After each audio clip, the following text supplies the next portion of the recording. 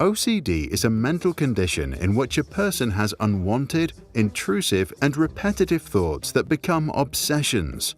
These obsessions then make them do things that relieve them from these thoughts, a behavior known as a compulsion. This is why it's called obsessive compulsive disorder. OCD tends to develop most frequently in children 10 to 14 years of age, with symptoms that range across a wide spectrum.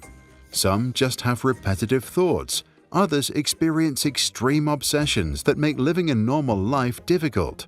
For many, it comes and goes in waves.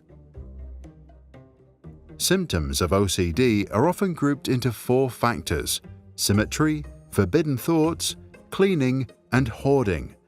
Some might experience other symptoms, and still others a mix of multiple factors.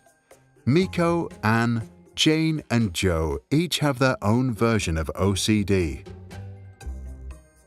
Miko is obsessed with symmetry, and he can spend hours sorting books. And whenever he enters his library, he has to leave it the exact way that he came in, backward. Anne began having forbidden negative thoughts after she lost her mum. Ever since, she's constantly afraid that others around her might die, including herself. Her forbidden thoughts can strike at any time. Her heart starts pounding and a terrifying image crosses her mind. To make them go away, she starts biting her nails until they bleed. Jane is obsessed with cleanliness and gets anxious when things appear dirty. She washes her hands like 50 times a day, and when she's done, she washes the soap too, because in her world everything is covered in germs, especially the things she touches. Joe is constantly thinking about losing things, and to relieve his anxiety, he begins hoarding. When leaving his house, he checks the lock on the door again and again. Then, 5 minutes later, he starts wondering if he's closed the windows. And so he returns, thinking he was so obsessed about locking the door that he might have missed the windows. So how come that in a group of people, just some have OCD? People with OCD are often born with a genetic predisposition, with about 1 in 4 having an immediate family member with the disorder. At some point in life, environmental factors such as childhood trauma can initiate the onset of OCD or exacerbate its intensity. While the neurobiological origins are still being studied, brain areas regulating thought processing may be disrupted in minds with the disorder. As a result, their thoughts can't shift properly and instead get stuck, repeated, and lead to a loss of control. Someone who has to check if they lock the door over and over again has the thought, "Did I lock?" repeating endlessly without being resolved. While obsessions just seem to appear in one's head, compulsions are learned responses that help reduce the anxiety associated with intrusive thoughts.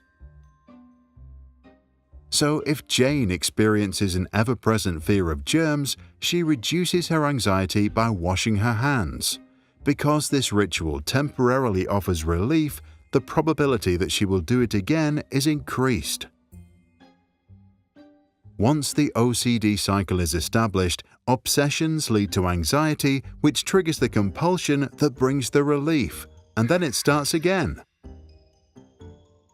As a result, compulsive behavior not only persists but actually becomes excessive, often with negative consequences, and makes living a normal life impossible.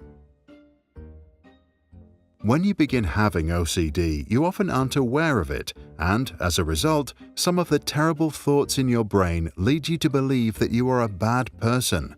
This is why it's important to seek professional help to understand and eventually quiet the brain. Treatment of OCD includes cognitive behavioral therapy to overcome intrusive thoughts by not indulging in any compulsions, rumination, focused exposure with response prevention that focuses on obsessions, medication, or nicknaming to relabel, reattribute, refocus, and revalue your thoughts.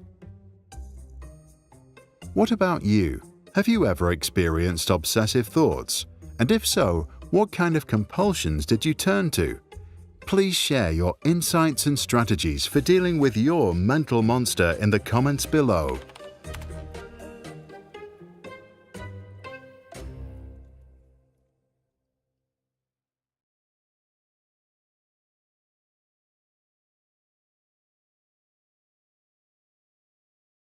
If you found this helpful, check out our other videos and subscribe. If you want to support our work, join us on patreon.com/sprouts. For more information and additional content, visit sproutschools.com.